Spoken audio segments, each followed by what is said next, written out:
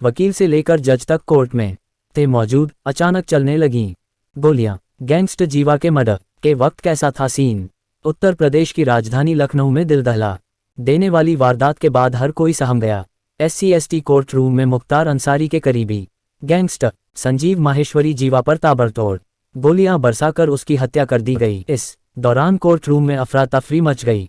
वारदात के दौरान जज के साथ ही वकीलों ने टेबल का सहारा लेकर खुद को सेफ किया।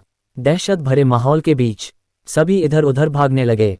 वहीं जज अपने रूम में चले गए। इस मामले को लेकर लखनऊ सेंट्रल बार एसोसिएशन के अध्यक्ष रह चुके GN शुक्ला उर्फ चच्चू ने कहा कि लखनऊ के कोर्ट परिसर में जो घटना हुई वह बहुत ही दुखद है। इतिहास में पहली बार लखनऊ कोर्ट में इस तरह की घटना घटित हुई है। जब पुलिस जानती थी कि वह कुख्यात अपराधी है तो उसकी सिक्योरिटी में ढील क्यों दी गई? पहले दिल्ली में हुई थी ऐसी घटना, अब लखनऊ में भी होने लगी। GN शुक्ला ने कहा कि घटना में जज साहब बाल बच गए। उन्होंने खुद को डेस्क की मदद लेकर सेफ किया।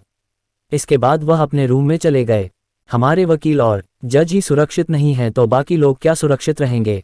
पहले दिल्ली की कोर्ट में ऐसी घटना हुई थी, लेकिन अब राजधानी लखनऊ में भी इस तरीके की घटना हो गई। इसके चलते वकील तबका आक्रोशित है। कल 12 बजे लखनऊ सेंट्रल बार में एक मीटिंग बुलाई गई है जिसमें प्रदेश के सभी वकीलों को बुलाया जाएगा। इसके बाद आर पार की लड़ाई का निर्णय लिया जाएगा। सुनियोजित ढंग से दिया गया वारदात को अंजाम। लखनऊ सेंट्रल बार एसोसिएशन के पूर्व अध्यक्ष GN शुक्ला ने सवाल खड़े करते हुए कहा कि अपराधी को आज आखिर बुलेट प्रूफ जैकेट क्यों नहीं पहनाई गई थी, जबकि पहले जब वह पेशी पर आता था तो बुलेट प्रूफ जैकेट पहनकर आता था। सुनियोजित ढंग से साजिश रचकर इस वारदात को अंजाम दिया गया। घटना में एक छोटी बच्ची भी घायल हुई है, जो कि बहुत ही निंदनीय है। घटना को लेकर होगी वकीलों की बैठक। वरिष्ठ अधिवक्ता ने कहा कि कल होने जा रही वकीलों की बैठक में ये तय किया जाएगा कि विधानसभा का घेराव करना है या फिर किसी पुलिस अधिकारी के कार्यालय का घेराव करना है या फिर कहीं अन्य स्थान पर चलना है। ये सभी चीजें बैठक में तय की जाएंगी। ये भी तय किया जाएगा कि काम कितने दिनों तक बंद रखा जाए, क्यों नहीं लागू किया जा रहा अधिवक्ता प्रोटेक्शन एक्ट।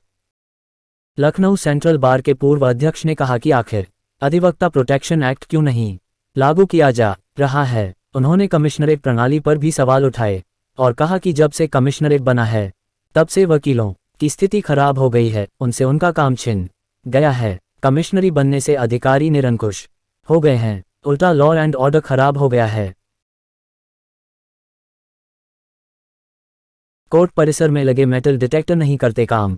कोर्ट की सुरक्षा को लेकर अधिवक्ता GN शुक्ला ने कहा कि कोर्ट परिसर में जितने भी मेटल डिटेक्टर लगे हैं वह काम नहीं करते हैं।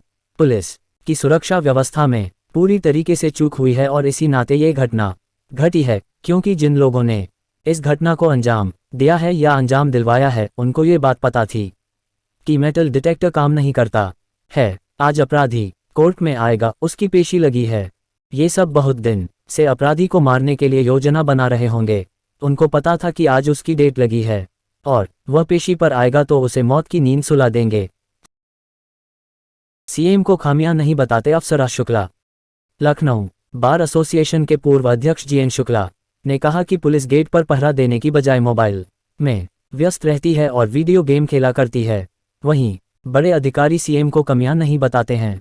उन बातों को अधिकारी वर्ग छिपा लेता है और सिर्फ good work CM Yogi Adityanath तक पहुंचाया जाता है, जिसके दुष्परिणाम झेलने पड़ते हैं। ऐसे में CM योगी से अपील है कि मामले का संज्ञान लें और लॉ एंड ऑर्डर मजबूत करें। अधिवक्ता प्रोटेक्शन एक्ट लागू करें जिसमें मेडिकल सुविधा भी मिले। सिक्योरिटी में कहाँ चूक हुई, जांच का विषय। Joint commissioner of police law and order Lucknow Upendra Agrawal ने कहा कि संजीव महेश्वरी जीवा की SC/ST कोर्ट में पेशी थी। उसकी सुनवाई का समय 3:30 बजे के बाद का था। इसी दौरान जब जीवा सुनवाई के लिए कोर्ट रूम में जा रहा था तभी एक हमलावर पीछे से आया और संजीव जीवा पर फायरिंग करते हुए हमला कर दिया, जिसमें वो घायल हो गया। उन्होंने कहा कि हमारे 2 पुलिसकर्मी भी हमले में घायल हुए, हालांकि पुलिसकर्मी खतरे से बाहर हैं। इसके अलावा वहां पर एक महिला भी अपने पति और बच्चे के साथ थी जो चोटिल हो गई। उसकी उंगली में चोट आई है। वहीं एक बच्ची भी चोटिल है जिसका इलाज चल रहा है। हमलावर कौन सा हथियार लेकर आया था, सिक्योरिटी में कहाँ चूक हुई, ये सब जांच का विषय है। जब जांच होगी तो और चीजें सामने आएंगी। कभी मेडिकल कंपाउंडर था संजीव जीवा। गैंगस्टर संजीव जीवा कभी कंपाउंडर हुआ करता था। संजीव का पूरा नाम संजीव माहेश्वरी था। वो मूल रूप से वेस्टर्न यूपी के मुजफ्फरनगर का रहने वाला था। वहीं से क्राइम की शुरुआत की थी। जहां संजीव कंपाउंडर था, उसी दवाखाना के मालिक का अपहरण कर लिया था। उसके बाद फिरौती मांगी थी। इसके बाद संजीव किडनैपिंग किंग बन गया और माफिया मुख्तार अंसारी का खास बन गया। साल 2021 में संजीव जीवा की पत्नी पायल ने चीफ जस्टिस ऑफ इंडिया को लेटर लिखकर आशंका जताई थी कि उसके पति की जान को खतरा है। पायल 2017 में आरएलडी के टिकट पर विधानसभा चुनाव भी लड़ी थी, जिसमें वो हार गई थी। कोलकाता के कारोबारी के बेटे का किया था किडनैप। 90 के दशक में संजीव जीवा ने कोलकाता के एक कारोबारी के बेटे का अपहरण कर लिया था। इसके बाद वो अपनी गैंग को तेजी से बढ़ाने लगा था। इस अपहरण के बाद संजीव जीवा हरिद्वार की नाजिम गैंग से जुड़ा था। इसके बाद सत्येंद्र बरनाला गैंग में शामिल हो गया था। बीजेपी नेता ब्रह्मदत्त द्विवेदी का मर्डर कर बना कुख्यात। संजीव जीवा का नाम उस समय सबसे ज्यादा यूपी में चर्चा में आया था जब उसने एक इशारे पर बीजेपी के बड़े नेता ब्रह्मदत्त द्विवेदी की हत्या कर दी थी। इस घटना के बाद संजीव जीवा की गिरफ्तारी हुई। उसे उम्र कैद की सजा सुनाई गई थी। संजीव जीवा मुन्ना बजरंगी और फिर मुख्तार अंसारी के संपर्क में आया था। मुजफ्फरनगर का होने और आधुनिक हथियारों का शौकीन संजीव जीवा ने हथियारों की सप्लाई भी शुरू कर दी थी। इसी की बदौलत उसका संपर्क मुख्तार अंसारी से हुआ था। मुख्तार को ऐसे हथियारों का शौक था।